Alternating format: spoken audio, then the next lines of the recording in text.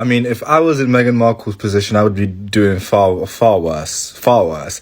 If the British media hated me the way they hate Meghan Markle, if they were putting me on every single front cover every time I do anything with my life, I step out the house and the British media's on me, I'd be doing far worse. I'm giving you headline. What? You guys love giving me this attention. I love it. Yes. She's even being polite with it. She's not leaving the house too much. She goes to one Balenciaga motive. And you guys are... No, it's actually... She steps out the house and Daily Mail has got her on the front cover. It's crazy. It's a bit mad. If it was me, it would be story after story after story. I'd even be a part of the team now. Put me in the writer's room. I'll do some hate pieces. Yeah, let's go. I initially skipped over this article when it was published August 7th because it asked who is really growing old gracefully, and that has nothing to do with the actual article. The article is them asking a former royal butler, who is an elderly man, by the way, to give his verdict on celebrity birthdays and how they celebrated them and what it means that these women are posting themselves celebrating. And it's such a strange article because whose idea was it to be like, you know what we're missing? A very elderly man, probably in his 80s, talking about women in their 30s and 40s and what they did for their birthdays. We really need an article like that. And I genuinely think they were going to do that for Meghan's because Royal Butler, Meghan's a royal. Like, they initially asked him, but then they're like, it's going to be a really short article. We should have him criticize and judge other women because we're misogynists and misogynists love this kind of shit. So again, elderly as fuck, has no idea how celebrities' birthdays work. I mean, this was a man whose job was it to like hold Charles's penis while he pissed or something. Like, why are you asking this man of all people to talk about women's birthdays? It's so weird. But let's see what he said about Meghan, because I'm going to show you some differences in how her short video and picture are judged compared to the other white women. Of course, she gets a massive introduction. The other women, they just go straight to the celebration and critique. But with Meghan, they have to talk about how long she's lived in California. They have to describe the pictures in detail, even though they post them and we can see them. And they have to point out that Harry and the children are not in the video or the picture, neglecting to mention he's probably the one behind the camera and the kids are probably in bed because she's celebrating her birthday, or it's really early in the morning and they're at school or they're asleep. Like, it's insidious without, it's very subtle. What is it, a dog whistle? Is that what this is? But he goes on, again, remember, this is a man that was probably born in the 1940s. To say that when he was growing up, so in the 50s, that only 18, 21, 50, and 60 were milestone birthdays. I agree with 18 and 21, right? But 50 and 60, he's talking about men. It took me a minute because I've never heard a woman turn 50 or 60 talking about that being a milestone. 30 was a milestone for me. 40 next year will be a milestone for me. So, like, he doesn't even know women milestones. And they're still, again, asking him to criticize these young women. And he was probably 30 when most of them were born, or older. The Daily Mail is the one that frames it that there's nothing wrong with celebrating another year of life. But then they quote him when he says what concerns him is the celebration can sometimes take second place to the publicity. Meghan's not sending the pictures to the, Daily Mail to post. She's not asking them to post. She's actually have been ignoring them for the past 6 years. What do you mean? Like, nobody has to pick this up. You don't have to comment on her birthday. Yet here you are getting paid what? $200? That's their usual rate to criticize her. Interestingly enough, Victoria Beckham is also on the list, her 52nd birthday. So 2 years after what this man claims is a milestone birthday, but that's not a criticism he has for her. And he says this is so understated. He loves it. It looked like the emphasis appeared on spending time with those closest to her rather than making headlines. And I have always thought there is something rather elegant about that. And he's talking about this picture. I don't see a husband or kids in there anywhere. I'm sure he sees them though, right? But this isn't elegant or understated. How dare she jump into the pool with balloons in her hand? God damn her. I'm doing that next year for my 40th. Squaddies, I need you to stop scrolling for a second and look at this Daily Mail headline. Who is really growing old gracefully? Wait, what? This is actually a headline? Because apparently somebody at the Daily Mail woke up and thought, you know what the public desperately needs today? A former royal butler judging which women are aging the most gracefully. Mate, seriously, what are we doing here? A grown man has apparently been brought in to hand out his royal-approved scorecard on women getting older. This one aged gracefully. This one, needs improvement. I'm sorry, but who asked for the judging panel? And then Meghan gets pulled into the conversation because she celebrated her birthday. That's it. She had a birthday. She turned 45. She celebrated. She enjoyed herself. And somehow the story becomes another opportunity to discuss whether Meghan is aging gracefully. Squaddies, women are allowed to get older. This isn't breaking news. It happens to everybody. Your auntie gets older. Your mum gets older. Your neighbour gets older. You get older. Unless you've discovered the fountain of youth behind Buckingham Palace, we are all getting older. So why does Meghan's birthday suddenly require a royal butler to sit down and give his verdict? That's the part that gets me, because there are so many things journalists could actually talk about. Meghan's projects, her work, her business ventures, her family, her achievements, what she's doing next. But no, apparently we need Butler Bob's aging report. Let me just consult my palace experience and determine who is still chic at 45. Come on. And let's be clear, this isn't about saying people can't talk about fashion or style. Of course they can.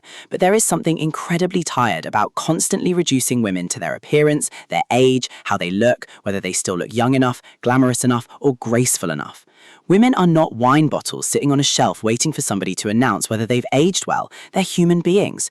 And Meghan certainly doesn't need a former royal employee giving her a gold star because she had the audacity to turn 45.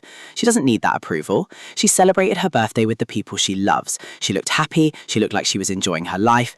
That's the story. And honestly, I think that's what makes this whole thing so ridiculous. Meghan is moving forward while parts of the media are still desperately looking for another angle to judge her. She could probably sneeze tomorrow and somebody would write, ex-royal butler reveals whether Meghan sneezed gracefully. At some point, you have to laugh, because if this is what passes for royal journalism now, then maybe the problem isn't Meghan. Maybe the problem is the people who simply cannot resist turning her existence into another click. And Squaddies, I'm sorry, but 45 isn't something Meghan needs to defend. It's a milestone, it's life, it's another year. And if she wants to celebrate it, dance, laugh, dress up, eat cake and enjoy herself, let her. She doesn't need a royal butler's permission, she doesn't need the Daily Mail's approval, and she certainly doesn't need anybody sitting in judgment of whether she's aging gracefully, because Meghan isn't auditioning for their approval, she's living her life. And maybe that's exactly why they keep writing about it. Squaddies, this is where the whole thing gets even more ridiculous. Because Meghan didn't wake up on her birthday and declare, right, everybody, today I demand another royal controversy. No, she was simply living her life. She had a birthday, she celebrated, she enjoyed herself. That's it. But somehow the media machine looks at that and goes, hold on, how can we turn this into a story about Meghan? And before you know it, we're discussing her age, her appearance, her style, and whether she's apparently growing old gracefully. You couldn't make it up. Imagine this happening to an ordinary person. You go to work, you come home, you have a birthday, you eat some cake, you take a few pictures. Then your neighbor pulls out a notebook and says, interesting, let's assess how gracefully you've aged this year. You'd look at them like, mate, are you all right? And yet Meghan seems to get this treatment constantly. That's what makes it so tiring. Even something as ordinary and personal as having a birthday can somehow become another excuse to put her under a microscope. And let's be honest, Squaddies, women already get enough of this nonsense. Too young, too old, too much makeup, not enough makeup, too glamorous, trying too hard, looking tired, looking too good. It's never ending. There's always somebody ready to inspect a woman like they're conducting a car MOT. Let's have a look under the bonnet and see how she's holding up. Give it a rest. And Meghan has every right to simply enjoy getting older, because getting older isn't a failure, it's life. Every birthday means you've made it another year. You've learned something, you've experienced things, you've survived things, you've grown. That's something to celebrate, not something to put on trial. And that's why I'd rather see Meghan discussed for what she's actually doing. Talk about her work, talk about her project, talk about the things she's creating, talk about the causes she supports, talk about her family, talk about her business. There is plenty there. But somehow we keep circling back to, what does Meghan look like? How old is Meghan? Is Meghan aging well? Really? After everything going on in the world, this is the emergency meeting? And here's the funny part. Meghan doesn't need to win that conversation. She doesn't need to convince a former royal employee that she's still stylish. She doesn't need a newspaper to give her 5 stars. She doesn't need anybody's permission to celebrate her own birthday. She can simply smile, enjoy her family, put on her favorite outfit, and get on with her day. And that, to me, is the real point. Meghan is living her life. The people watching her are the ones doing all the judging. She's not sitting around asking them for a verdict. They're creating the scoreboard. They're handing out the grades. They're analysing every move. And she's just getting on with it. So maybe instead of constantly asking whether Meghan is aging gracefully, the media could try something different. How about letting the woman live? Now that's a headline I'd actually read. Now, Squaddies, this is the part that really makes me scratch my head, because the headline keeps waving around those magic words, former royal butler. Okay, and what exactly does working as a royal butler qualify you to judge? Serving tea? Knowing which door to use? Remembering where somebody's dinner plate goes? Fair enough, but suddenly we're supposed to treat this person like the international authority on women, beauty, fashion, and aging. Come on!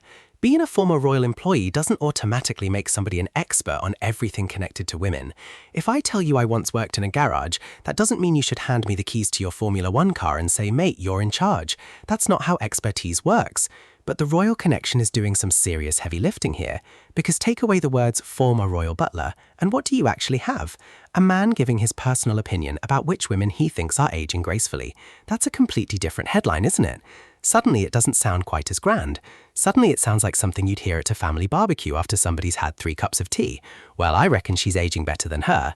But stick Royal Butler in front of his name and suddenly the Daily Mail has a headline. And this is where I think we need to ask what we're actually being sold. Are we getting important journalism, or are we getting a familiar royal name, a little controversy, Meghan's name thrown into the mix, and a headline designed to make people click? Because let's be honest, Meghan's name gets clicks, the royal connection gets clicks, and anything that gets people arguing in the comments, even better. It's practically free promotion. And look at the formula. Take a former royal employee, add a royal connection, throw Meghan into the headline, mention her birthday, ask a slightly provocative question, then sit back and watch everybody argue. That's not exactly investigative journalism, is it? And I'm not saying the former butler can't have an opinion. Of course he can. He's entitled to his opinion just like everybody else. But an opinion is an opinion. You don't magically turn it into expert knowledge because somebody once worked behind a palace door. That's where I draw the line. Because at this rate, Squaddies, I wouldn't be surprised if the Daily Mail comes back tomorrow with former palace footman reveals which royal has the best haircut, and then next week, ex-royal housekeeper delivers verdict on who makes the best cup of tea. We're going there. And then somebody will say, but Miles, it's the Daily Mail. What did you expect? Exactly. But that's why we should call it out. Because Meghan's birthday shouldn't need a royal insider attached to it to become interesting. Her life is interesting without them. Her work is interesting without them. Her achievements are interesting without them. She doesn't need somebody with a former palace job title standing beside her like a judge at a beauty contest. And that's the funny thing. The more they try to make Meghan fit into this endless royal conversation, the more obvious it becomes that they still need her name to generate attention. She's living her life. They're still writing about it. And somehow, the former royal butler is the one being presented as the authority. Squaddies, I think somebody needs to put the kettle down. Now, Squaddies, let's flip this whole thing around. After all this judging over whether Meghan is growing old gracefully, I have one question. Who actually asked for their approval?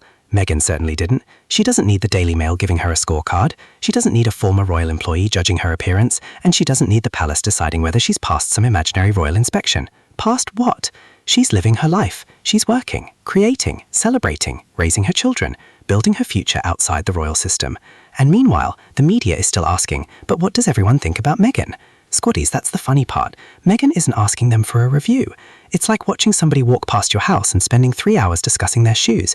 Did you see those shoes? Why did she wear them? Former royal shoelace expert gives verdict. Get a hobby. Meghan doesn't need a palace invitation, a newspaper blessing, or anybody's approval. She can simply say, I'm 45, I'm happy, I'm here. Let's celebrate and keep moving. Because getting older isn't something women need permission to do. So maybe the Daily Mail should stop asking which woman is growing old gracefully and start asking, when is the British press going to grow up? Because women aren't clickbait. Meghan isn't a beauty competition. And while they keep trying to give her a verdict, Meghan is busy living without asking for one. And that's the real win. Thank you all for watching. I'm your host, Miles. And remember, Squaddies, let them judge, let them gossip, let them bring out the royal scorecards. Meghan is still living her best life. Like, share, subscribe, join the channel, and I'll catch you in the next episode. God bless you and have a blessed week ahead.